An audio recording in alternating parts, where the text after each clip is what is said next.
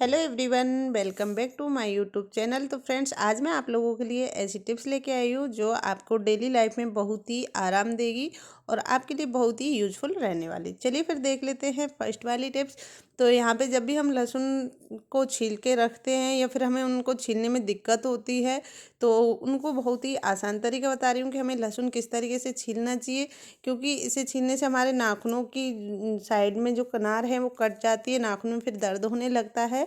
तो आज इसका मैं बहुत ही आसान तरीका बता रही हूँ।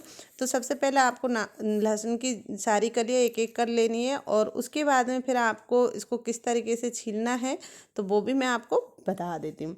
तो यहाँ पे आपको लेना है, कोई भी पेन ले लीजिए और पेन की जो नेप पे होती है ढक्कन उसको लीजिए और उससे इस तरीके से इसको दबाते हुए सारे जो लहसुन की कलियाँ उनको बहुत ही आराम से आप छील सकते हो। या फिर आप इस तरीके से नीचे रखिए और उसके जो किनार है जहाँ पे वो सबसे ज़्यादा टाइट होती है उस जगह पे आप हल्का सा प्रेस कर दीजिए और जिससे ये अच्छे से लहसुन आपका छिल जाएगा। तो इस तरीके से आप ढेरों लहसुन जरा सी देर में छिल सकते हो। तो यहाँ पे मैं लहसुन बहुत ही आसान तरीका बताया आपको लहसुन छीलने का, आपको ज़्यादा दिक्कत नहीं आएगी और बहुत ही आसान तरीके से आप घर पे कुछ ही देर में लहसुन छील सकते हो। जब भी आप फ्री टाइम में बैठे हो तब आप इस तरीके से लहसुन को छील लीजिएगा। तो ये बहुत ही आसान तरीका है, इस तरीके से आप लहसुन को छील सकते हैं। तो यहाँ पे जब हम लहसुन छील लेते हैं तो उसका जो छिलका है उसको हम ऐसे ही फेंक देते हैं वेस्टेज में।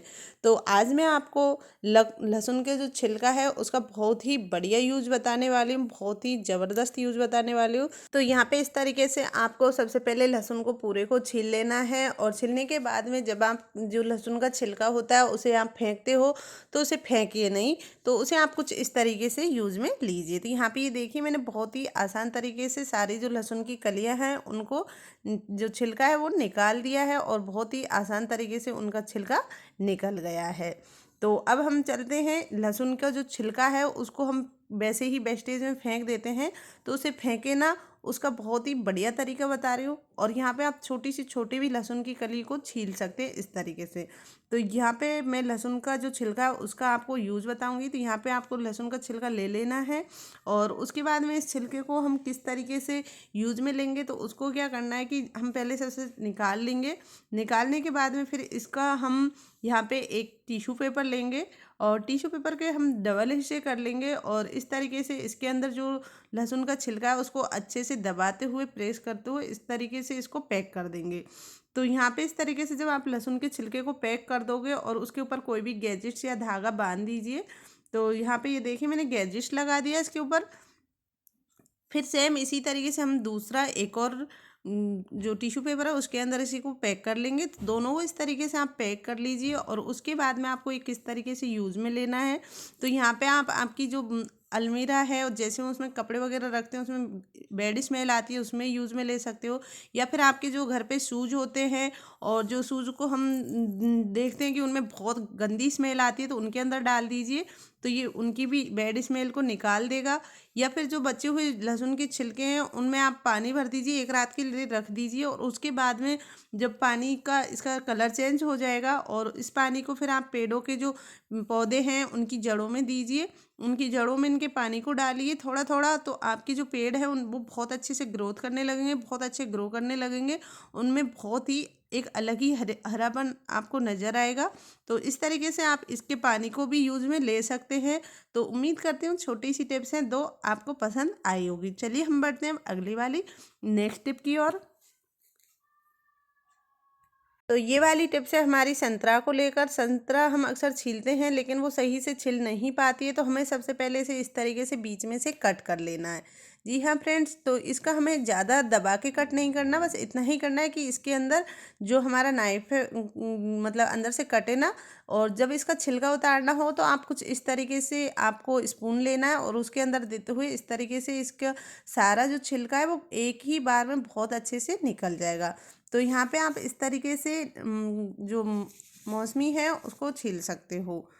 तो यहाँ पे ये देखिए मैंने संतरा को कुछ इस तरीके से छिलका है उसको एक ही बार में निकाली, क्योंकि हमें सबसे ज़्यादा दिक्कत इसको छीलने में ही आती है।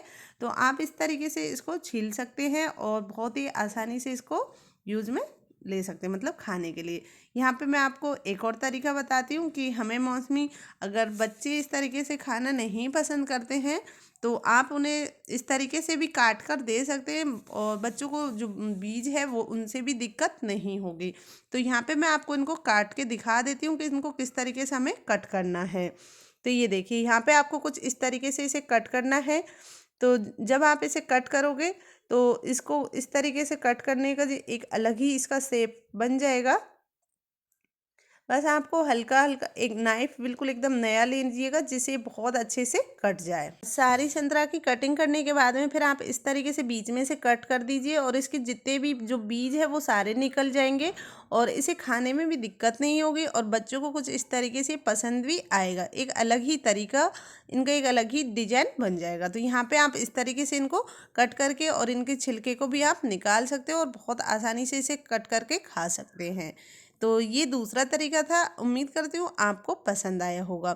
या फिर आप इस तरीके से भी इनका छिलका निकाल सकते हो, छिलका निकालने में भी आपको दिक्कत नहीं होगा। तो यहाँ पे मैंने कट करके इनका इस तरीके से सारी जो मौसमी थी, चलिए फिर देखते हैं अगली वाली नेक्स्ट टिप। तो जब भी हम मार्केट से नई कॉम्ब लेते आते हैं और नई कॉम्ब जो कंघी है वो हमें कई बार चुभने लगती है बहुत ज़्यादा सिर में और इनकी जो दांतें हैं वो बहुत पैने होते हैं। तो उनके लिए आज मैं बहुत ही बढ़िया आपको तरीका बता रही हूँ। कई तरीके मैंने पहले भी बताया कि आप इसे कंघी करने के लिए, अगर जब भी कंघी करते चुभती है तो उसके लिए आप इसे तवे पे हल्का गरम करके भी कर सकते हो। लेकिन यहाँ पे मैं आपको एक और तरीका बता रही हूँ कि इसको आपको क्या करना है कि नेल पेंट लेनी है, ट्रांसफर वाली नेल पेंट आती है वो लीजिए, वाइट वाली। अगर आपको कलरफुल नहीं इसमें लगानी है तो वाइट ट्रांसपेरेंट वाली जो नेल पेंट आती है वो लगा लीजिएगा और इस तरीके से आप इसके ऊपर लगा दीजिएगा। तो इस तरीके से आप लगाओगे तो उसके बाद में जब भी आप कंघी करोगे तो ये चुभेगा नहीं और ये बहुत ही बढ़िया आपको काम में आने लगेगी। और इस तरीके से आपके जो सारे दांते हैं उन पे जो तेज धार होती है, पैनापन होता है, वो भी इसके ऊपर से हट जाएगा। तो यहाँ पे इस तरीके से आप कंघी के ऊपर अच्छे से नेल पेंट लगा दीजिए और कंघी में एक अलग कलर भी आएगा, इसकी सुंदरता भी और ज़्यादा बढ़ जाएगी। तो उम्मीद करती हूँ छोटी सी टिप्स है आपको पसंद आई हो। तो प्लीज़ वीडियो को लाइक एंड शेयर और चैनल को सब्सक्राइब जरूर करना और आगे भी शेयर जरूर करना। तो चलिए हम देख लेते हैं अगली वाली नेक्स्ट टिप। तो यहाँ पे हम जब बच्चों की जो ब्लेज़र होती है स्कूल की पहनने वाली, तो उसको हम बच्चों को पहनते हैं तो वो उसको हम फोल्ड करके कैसे रखें, तो उसके लिए मैं आपको एक बहुत ही बढ़िया तरीका बता रही हूँ। तो यहाँ पे आप देख सकते हैं मैंने आपको दोनों तरफ से दिखा रही हूँ। जो ब्लेज़र होती है बहुत फूली फूली होती है तो इनको कम स्पेस में और इनकी जो आस्तीन है इधर उधर ना जाए उसके लिए इस तरीके से आपको दोनों हाथों में लेनी है और साइड के जो कंधों बाजू पे इनको अच्छे से पकड़ना है और इस तरीके से दूसरी साइड से उसको पलट देना है। बस इस तरीके से आपको इसको अच्छे से पलट देना है और उसके बाद में इसकी जो आस्तीन है और अंदर से ये दुब गई है। तो यहाँ पे आप इस तरीके से इसे फोल्ड करके रखिएगा, ये बिल्कुल भी नहीं इधर उधर होगी और ये बहुत कम जगह भी लेगी।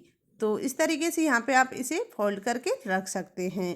तो आप भी एक बार इसे ट्राई ज़रूर करिएगा और अगर आप इसे ट्राई करोगे तो बार बार आप इसी तरीके से इसे यूज में लेने वाले हो। तो उम्मीद करती हूँ आपको मेरी ये टिप्स पसंद आई होगी। तो फ्रेंड्स आज की ये थी मेरी टिप्स एंड ट्रिक्स। अगर आपको पसंद आए हो तो प्लीज़ वीडियो को लाइक एंड शेयर और चैनल को सब्सक्राइब ज़रूर करें और ये भी कमेंट करके ज़रूर बताना कि आप मेरी ये टिप्स किस जगह किस शहर से देख रहे हो, ताकि मैं आपका शुक्रिया अदा कर सकूँ। इसी तरह की और यूज़फुल टिप एंड ट्रिक्स मैं आप लोगों के लिए लेकर आती रहूँगी। तब तक के लिए take care, bye bye, Radhe Radhe all of you.